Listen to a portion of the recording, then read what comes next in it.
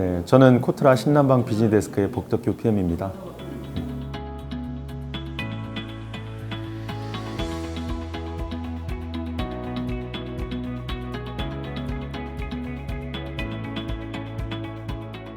신남방 정책은 사실 범정부 차원에서 진행되는 정책이고요.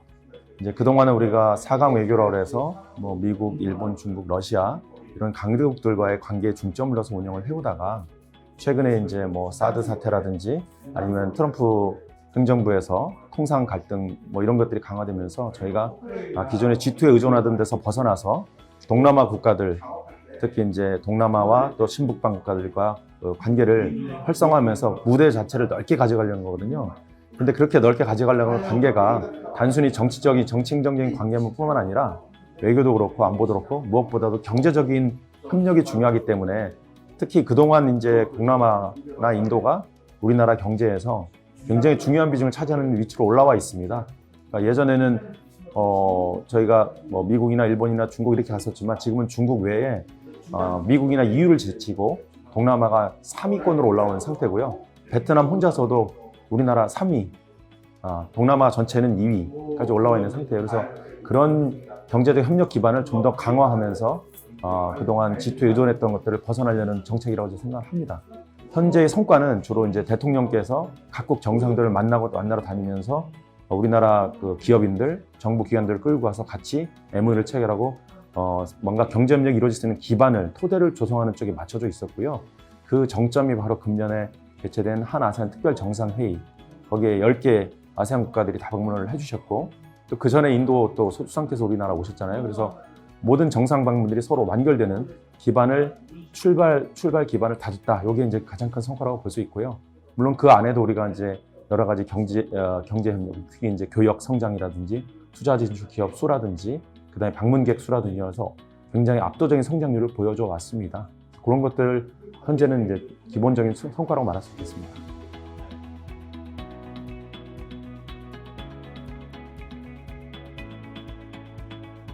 (3P라고) 그러면은 People, Peace, Prosperity로 되는데 이 Peace하고 People이 사실은 Prosperity의 중요한 기반이 돼요. 왜냐하면 경제 관계가 이런 단순히 이해관계만 쫓는 관계라고 그러면 사실 예전에도 있었거든요. 우리는 얼마든지 동남아에다 수출하면서 동남아 시장은 우리가 일궈서 이익을 남기고 있었는데 지속 가능한 관계를 가져가려면 서로에게 이익이 돼야 되는 거고요.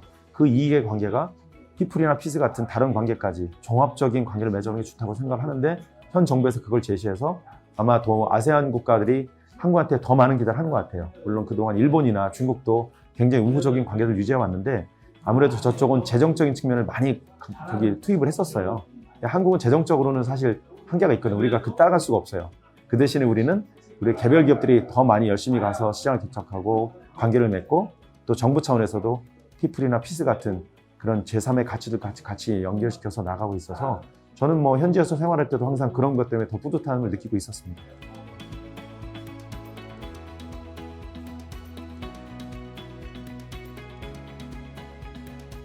사실 우리나라가 이제 동남아 시장에서 앞으로 미래 나갈 길에 대해서 많은 분들이 얘기하시는데 어떤 분들은 베트남 플러스 1은 누구냐.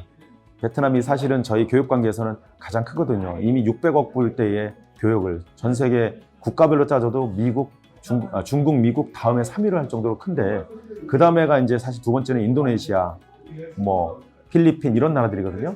근데 그 베트남만큼의 어떤 시장 개척을 이뤄낼 수 있는 나라가 어디냐는 게 관심이 많아요, 지금은요. 그래서 베트남 플러스 1으로 저는 당연히 인도네시아를 봐야 된다고 생각을 하고요.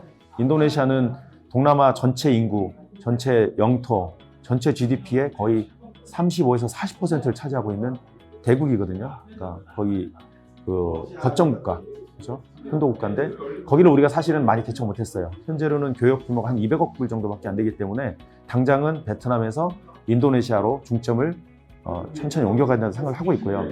그런데 어떤 분들은 그런 얘기를 했어요. 그럼 베트남처럼 키워낼 수 있는 유망 국가는 없느냐. 근데 인도네시아는 사실 많이 개방이 된 나라기도 하고 또 워낙 큰 나라예요. 베트남처럼 우리가 주도적인 시장을 가져오기는 어려워요. 그래서 그 다음에 생각할 수 있는 게 미얀마. 미얀마는 베트남 못지않게 동남아 인도차이나 반도의 강국인데 사실 오랫동안 문이 닫혀 있어서 경제가 덜 돼 있는 상태였거든요. 사실 베트남이 우리한테 효자가 된 이유도 뭐냐면 베트남이 공산주의 국가다 보니까 일본은 공산주의국가에 투자에 좀 꺼리고 굉장히 조심스러웠던 상황이고, 중국은 베트남하고 옛날부터 경쟁 관계에 있었기 때문에 못 들어가는 사이에 우리나라가 먼저 개척을 했기 때문에 주도권을 잡았는데, 미얀마 같은 경우도 사실 아직은 무주공산이죠. 이렇게 특별히 주도적인 국가가 없는 상태에서 시작을 하고 있어요. 그래서 우리나라한테도 기회가 올 거로 생각을 하고 있고, 베트남에서의 또 경험을 살려서 기업들이 주도하면서 그 시장을 개척하고 정부가 그걸 적극적으로 밀어주면 제2의 베트남은 미얀마가 되지 않을까라는 생각을 하고 있습니다. 기대를 하고 있습니다.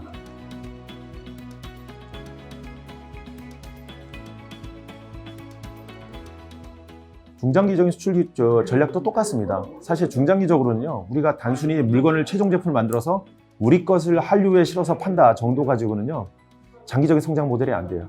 우리가 지금 동남아에서 가장 많이 교육을 한 나라가 베트남이 됐는데, 베트남에 소비재 팔아서 된 게 아니고요. 사실은 삼성전자 진출해서 중간재 자본재를 끌고 나가는 엄청난 수요고, 또 새로운 제품을 개발할 때마다 또 거기에 필요한 많은 원부자재, 중간재, 자본재가 우리 쪽에서 나가게 돼 있어요. 이렇게 산업과 산업을 엮었을 때 굉장히 체계적으로 오랫동안 시장을 개척할 수가 있는데, 우리가 어떻게 보면 우리가 일본하고 그런 관계였던 거예요. 그렇게 일본이 우리랑 관계를 긴밀하게 맺어서 우리 성장과 우리 경제 성장을 그쪽에서 같이 혜택을 누렸었거든요. 우리도 동남아랑 그렇게 하려고 그러면 결국 아까 말씀드린 산업과 산업이 연결되는 그림을 그려내야 돼요. 기업과 기업 가지고는 좀 부족합니다.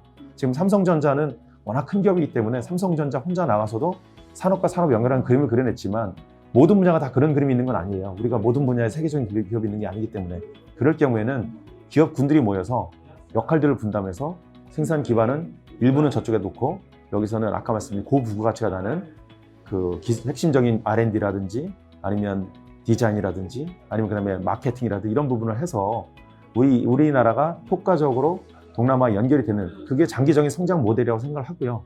그런 것이 구축이 됐다 그러면 이런 국제 경기 변화에 좀 더 덜 민감해지고 안정적으로 지켜낼 수 있다고 생각합니다.